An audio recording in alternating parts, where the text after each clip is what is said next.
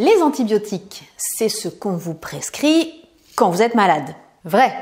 Et ça fait aussi partie des traitements qui sont couramment proposés par la médecine contre l'acné. Personnellement, j'ai suivi 2 traitements antibiotiques. Un premier de 4 mois et un second quelques mois après pendant 6 mois. Ouais, c'était super long. Mais ce n'était pas le plus important parce qu'après tout, comme on dit, le jeu en valait peut-être la chandelle.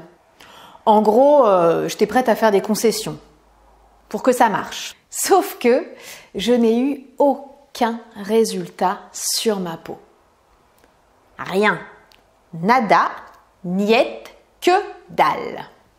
Et je dirais même plus, ça a contribué à renforcer le problème.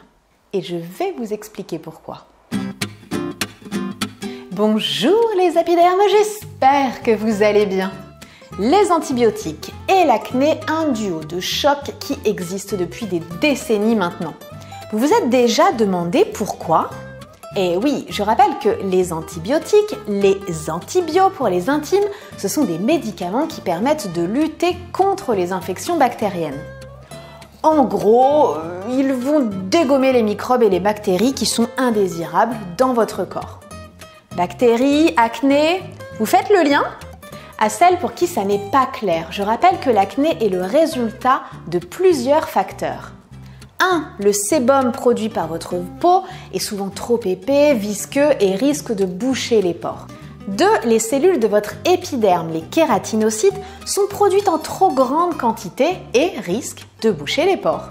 Et 3. Dans cet environnement joyeux, la bactérie P. acnes se développe anormalement et crée un état inflammatoire, c'est-à-dire des boutons.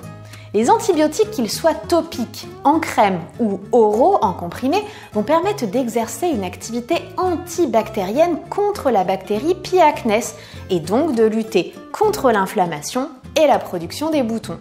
Sur le papier, c'est un traitement hyper efficace pour supprimer l'acné. Sur le papier. Parce qu'en réalité, non seulement les résultats promis sont rarement au rendez-vous, mais en plus cela risque d'aggraver le problème. Voici donc, selon moi, les 5 raisons pour lesquelles il vaudrait mieux éviter les antibiotiques pour soigner ces problèmes d'acné. Je vous ai dit que l'acné était dû à 3 facteurs principaux. Une production importante d'un sébum de mauvaise qualité, une production importante de cellules sur l'épiderme, l'hyperkératinisation, et le développement anarchique de la bactérie P. acnes. 3 facteurs donc. Mais lorsque vous prenez des antibiotiques, vous ne vous concentrez que sur un seul problème, la bactérie P. acnes. Et je voudrais d'ailleurs profiter de cette vidéo pour lui redonner ses lettres de noblesse. Car cette pauvre bactérie P. acnes en prend plein la tête. Elle est jugée, pointée du doigt, détestée, mise à mort. Alors qu'en fait, à la base, elle est tout à fait inoffensive. C'est une bactérie que vous, moi, vos collègues, vos voisins ont naturellement sur la peau. C'est même une bactérie amie qui aide notre peau à se défendre contre les attaques extérieures. Elle ne commence en fait à devenir incontrôlable que dans un milieu défavorable, c'est-à-dire quand les pores sont obstrués et pleins de sébum. Vous voyez, moi je suis une nana sympa et en général conciliante. Mais si vous mettez du hard rock à fond tous les jours, que vous invitez des potes hyper bruyants et hyper malpolis, il y a des chances que je m'agace un petit peu, voire que je pète carrément un câble.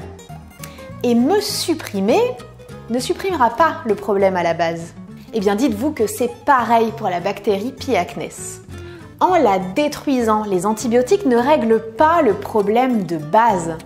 C'est d'abord à l'intérieur de la peau que tout se joue avant même l'attaque de la bactérie. Plusieurs études ont démontré le rôle fondamental des hormones androgènes, nos hormones mâles, sur la quantité et la qualité du sébum et sur l'hyperkératinisation. Et on sait aujourd'hui que l'alimentation, la mauvaise détoxification, la dysbiose intestinale, la résistance à l'insuline, les dérèglements hormonaux participent à l'augmentation de ces hormones androgènes. Et ce sont là les causes fondamentales de l'acné sur lesquelles il faudrait concentrer toute notre attention. Alors oui, les antibiotiques agissent sur la bactérie qui crée l'inflammation sur la peau, mais ils ne s'attaquent pas au point de départ des imperfections. Vous comprenez bien que si la cause fondamentale de votre acné n'est pas le développement de la bactérie P. acnes, il y a des chances pour que le traitement antibiotique n'ait aucun effet à long terme sur vos imperfections. Et il faut être honnête sur un point. Les traitements antibiotiques fonctionnent de moins en moins. Une étude du département de dermatologie de Leeds, au Royaume-Uni, menée sur 152 adultes de plus de 25 ans souffrant d'acné, a révélé que 82% d'entre eux n'ont vu aucune amélioration après plusieurs traitements antibiotiques. En France, la Haute Autorité de Santé recommande de limiter l'utilisation d'antibiotiques aux personnes souffrant uniquement d'une acné modérée et en complément de traitements locaux. Elle insiste également sur le fait que limiter l'utilisation d'antibiotiques uniquement aux situations où ils sont vraiment nécessaires. Pourquoi ? Eh bien tout simplement pour éviter le problème de la résistance aux antibiotiques. Est-ce que vous avez déjà entendu parler de cette résistance aux antibiotiques ? Plus on a recours aux antibiotiques pour traiter des maladies et des infections bactériennes, et plus les bactéries évoluent et deviennent résistantes aux médicaments. C'est moche, hein ? Selon le quotidien du médecin, en France, plus de 75% des patients acnéiques qui suivent ou ont suivi un traitement antibiotique sont porteurs de souches résistantes à l'érythromycine, qui est la molécule antibiotique la plus utilisée contre l'acné. Alors concrètement, ça veut dire quoi ? Que les antibiotiques ne servent plus à rien en cas de résistance. Ils ne sont plus efficaces sur les bactéries. Et pire, les bactéries résistantes continuent de se multiplier. La bactérie P. acnes deviendrait résistante au traitement à l'érythromycine seulement 3 semaines après le début du traitement. Vous imaginez, moi, avec mes 10 mois de traitement ?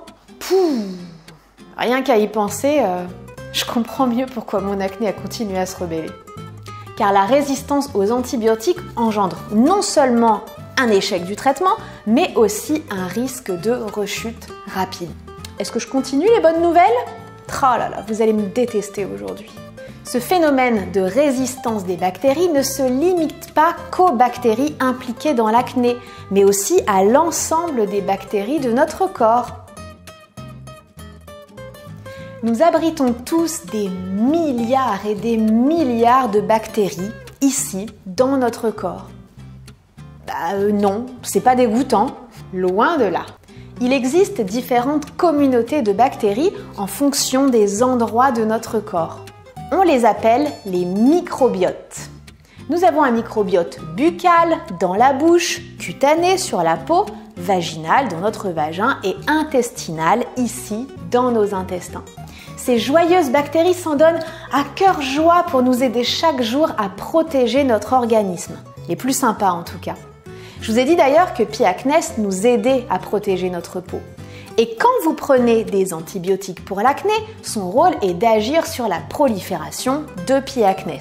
Mais il y a des dommages collatéraux, car les antibiotiques ne ciblent pas qu'une seule catégorie de bactéries, ou en tout cas très difficilement. Et pris à long terme, les antibiotiques peuvent détruire une grande partie du microbiote cutané et créer une voie royale pour le développement des mauvaises bactéries. Et le pire, et oui parce que ça c'est juste l'amuse-bouche, c'est que les antibiotiques oraux agissent sur tous les microbiotes du corps. Bah oui, sinon ce serait pas drôle. Et l'action la plus impactante est sur notre microbiote intestinal, le plus grand de nos microbiotes.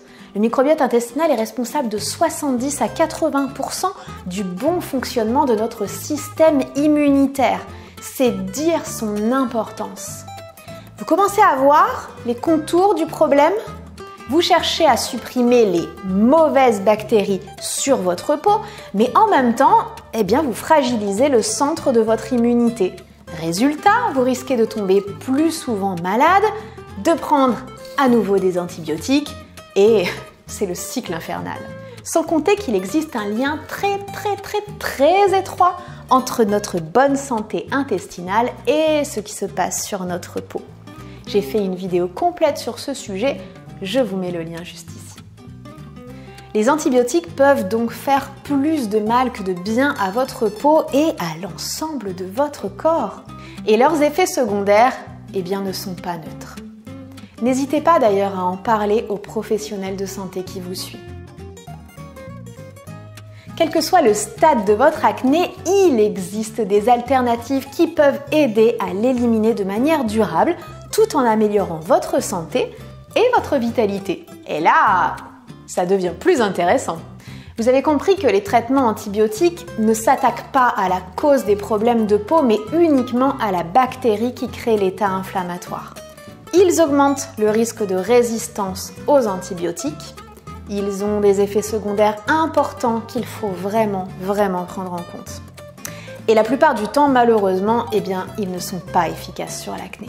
Travailler sur la cause fondamentale de votre acné, c'est une manière durable et naturelle d'éliminer votre acné. Ça passe par des adaptations dans votre hygiène de vie, dans votre alimentation, dans la manière dont vous prenez soin de vous, dans le rapport que vous entretenez aussi avec votre image. Je dis toujours que l'acné n'est pas un problème, c'est une conséquence. La conséquence de ce qui se passe à l'intérieur de votre corps. C'est tout le travail que l'on fait dans ma méthode Happyderm, issue de 10 années de recherche et d'expérience sur l'acné de la femme adulte. C'est une véritable feuille de route, un plan à suivre pour vous permettre d'éliminer votre acné pour de bon, naturellement, tout en respectant votre santé et votre corps. J'espère que ces conseils vous ont permis d'y voir plus clair sur le rôle des antibiotiques dans l'acné. J'espère aussi que ce sera l'occasion pour vous de vous interroger sur les causes de votre acné et la manière de prendre soin de votre peau.